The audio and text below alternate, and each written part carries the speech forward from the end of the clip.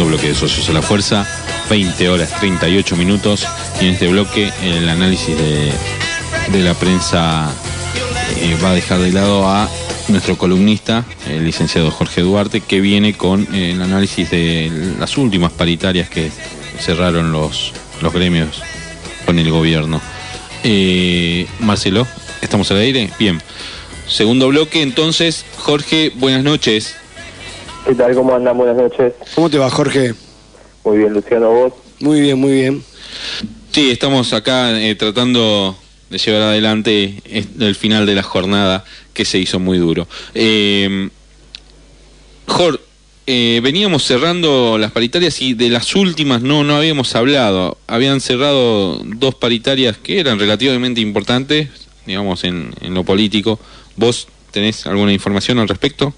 Bueno, antes de ayer cerraron las paritarias de UPC en el gremio de estatales nacionales más importantes. Son prácticamente 250.000 personas que están agrupados en el marco de esa paritaria. Cerraron un 28% en dos tramos acumulativos, por lo tanto es un 16,5% en junio y un 10% más acumulativo en el mes de agosto. Y con esto, más lo que viene, que son 2 o 3 paritarias amigas más, como Sanidad, Obras Sanitarias y Luz y Fuerza, son todos sindicatos de la CGT Caló que están negociando en este momento, junto con la Unión Ferroviaria, también está en eso. Son los últimos sindicatos amigos, por decirlo de alguna manera, que quedan en el marco de las negociaciones salariales.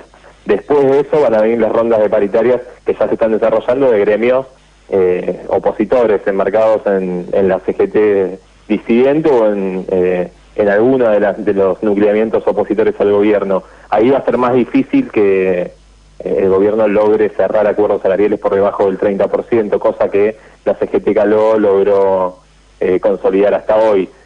Yo creo que en ese momento vamos a empezar a ver algo que ya se dio en alimentación y se dio también en estaciones de servicio, dos gremios opositores, paritarias que están acercándose al 35%.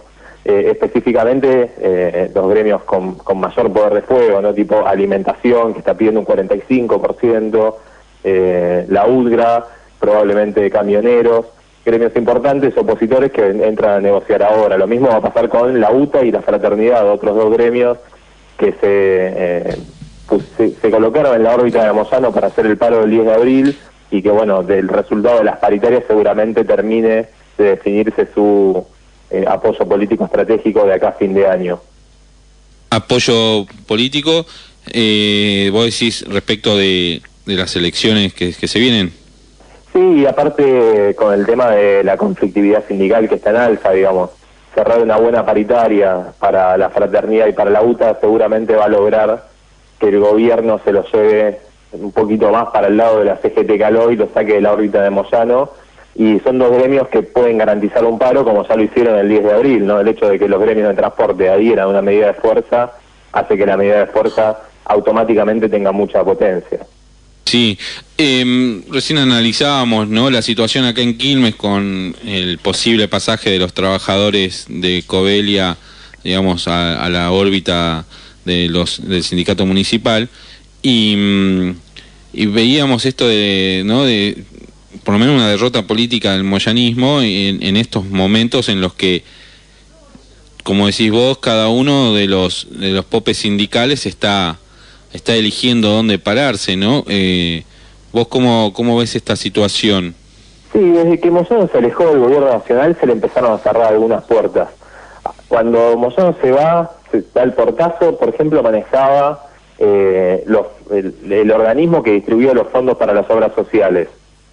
Con el quiebre de la relación, corrieron al moyanismo de ese lugar. Además, Moyano tenía, o el sindicato de camioneros, en este caso, la concesión de el único lugar que repartía los carnets necesarios para los choferes de camiones, por lo tanto tenían que pasar por ahí sí o sí, era un gran negocio. También el gobierno nacional se lo sacó.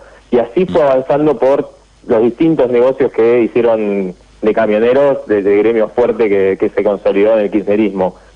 Covelia, otra de las empresas muy vinculada al moyanismo, es otro de los negocios de Moyano, digamos, que lo sostiene en el lugar de poder donde está hoy. No es casual, además, que el inicio para destruir el imperio de Covelia, que está en varios municipios, lo haya dado Quilmes, porque el Barba Gutiérrez es otro hombre que viene de extracción sindical y casualmente o no, está en la CGT de enfrente y es un hombre de Caló, ¿no? De la UOM de Caló, que es quien confronta por el liderazgo del movimiento obrero organizado. De hecho, el segundo municipio que dicen que va a sacarle la concesión a Covelia es 3 de febrero y es otro municipio que está liderado por un hombre de la UOM, ¿no? Son los únicos 2 municipios que tienen un intendente de extracción sindical, los 2 que vienen de metalúrgicos y los 2 están avanzando sobre los negocios de Moyano en el conurbano. Está bien, y supongo que así deben ser también, ¿no? Las redes con el resto de los popes sindicales. Estaría bueno analizarlas en otro momento, pero bueno, no nos queda claro, ¿no? Luciano, ¿alguna pregunta? No, se me ocurría por ahí una pregunta descontextualizada, pero respecto de lo que vos dijiste, Jorge. ¿Moyano rompió con el kirchnerismo o el kirchnerismo rompió con Moyano? ¿Cuál es tu opinión? Una alianza estratégica que le servía a los dos. Yo creo que en algún momento Moyano quiso más de lo que le dieron y él decidió correrse. Él sacó los pies del plato, digamos, por decirlo de alguna manera. Pues yo a veces lo veía igual sin digamos, el conocimiento y la información que tenés vos, como que había también una decisión de Cristina de correr a Moyano que a mí nunca me pareció acertada, digamos, más allá de que, bueno, hoy se esté viendo que Moyano se está desdibujando un poco, ¿no? Pero yo creo que la decisión de Cristina fue dejar de darle las cosas que se le daban. Por ejemplo, los lugares en las listas o los cargos en el armado del partido. A partir de eso, de esa decisión que empieza, que trae los conflictos, digamos, que abre el juego para generar todo lo que sucede, es que Moyano decide salir. Sí, perfecto. Me parece que lo que sucedía ahí era que Cristina lo quería a Moyano en un segundo o tercer plano y Moyano estaba buscando subir su imagen y ganar lugares de poder dentro del kirchnerismo, incluso poder buscar alguna alternativa de sucesión con algún hombre del movimiento obrero. Evidentemente eso era imposible dentro del kirchnerismo. El kirchnerismo no tiene al actor sindical en ese rol, o por lo menos Cristina no tiene al actor sindical en ese rol, y ahí terminan de colisionar. Y yo 2 cosas digo de lo que decís que me parece muy interesante. Yo creo que el pueblo argentino tampoco, digamos, tiene esa... Yo no creo que un sindicalista estilo Moyano pueda llegar alguna vez a la Casa Rosada, como él decía. Y después recordaba que en el momento que se armaron las listas del 2011, tanto Moyano como Delía, que yo lo escucho en la radio, y estaban dolidos por la decisión de Cristina de no poner gente de ellos en las listas, o en el caso de Moyano eran muy pocos. Sin embargo, Delía decidió seguir apoyando al kirchnerismo y Moyano se corre. Y me acuerdo que en su momento Luis hizo una crítica al respecto. Y bueno, eso... bueno, lo cierto también es que Moyano tiene mucho más por disputar que Delía, ¿no? Sí, obviamente. Pone muchas cosas en juego. Sí, Delía no tiene participación en ninguna cuestión del gobierno directamente, pero bueno, al fin y al cabo, para los que en algún punto militamos con este proyecto o lo apoyamos, es mucho más decente, digamos, ¿no? Decir, bueno, yo no me importa si a mí me ponen o no, yo soy parte de este movimiento y bueno, el otro pasó, digamos, se pasó de bando. Pero claro, bueno. Ahora, mira vos, hay 2 cosas que surgen de ahí. Por un lado, que después de eso, Cristina, el kirchnerismo en general, necesitó de un liderazgo del movimiento obrero que no consiguió en la figura de Caló. Una figura que quedó dibujada y no tuvo la posibilidad de obtener un liderazgo fuerte y consolidado como el que tenía Moyano para sostener las políticas de gobierno, digamos, ¿no? Sí, señor. Moyano, cuando tuvo que adelantar sus paritarias, negociarlas antes a la baja para que en 2009 no se disparen las expectativas salariales, el tipo lo hizo y logró, tras su decisión, juntar a todo el movimiento obrero organizado, a todos los dirigentes sindicales. Hoy Caló le está costando mucho hacer eso y tiene muchísimos problemas para poder sostenerlo. Y por otro lado, si bien el kirchnerismo puro, digamos, o Cristina no era una persona que esté muy vinculada al mundo sindical o que los vea con buenos ojos, mañana se va a reunir el Congreso del PJ y se especula que por primera vez el vicepresidente del PJ Nacional va a ser un hombre de extracción sindical, en este caso Antonio Caló. Por lo tanto, esa paradoja, ¿no? Si bien el kirchnerismo nunca quiso al movimiento obrero, termina el movimiento obrero ganando el segundo lugar del PJ cuando el kirchnerismo se está yendo. Bueno, el kirchnerismo sin Kirchner. Yo suscribo lo que decís. De hecho, lo dije acá en algunos programas atrás, ¿no? Que para mí era un error político. Lo dijimos cuando fue lo del paro, ¿no? Que de Cristina, pero por eso también la pregunta, si quién tomó esta decisión, ¿me entendés? Bueno, veo que quizás fue una decisión conjunta. Obviamente con Moyano al lado la situación del gobierno sería otra hoy.